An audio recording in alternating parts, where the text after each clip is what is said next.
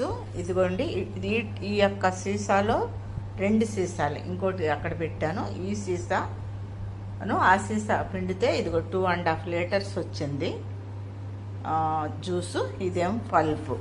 So నేను ఈ cloth తీసుకుని దస్త్ అండి, ఇది వైట్ది దస్త్, దాని కొరకే పెట్టాను.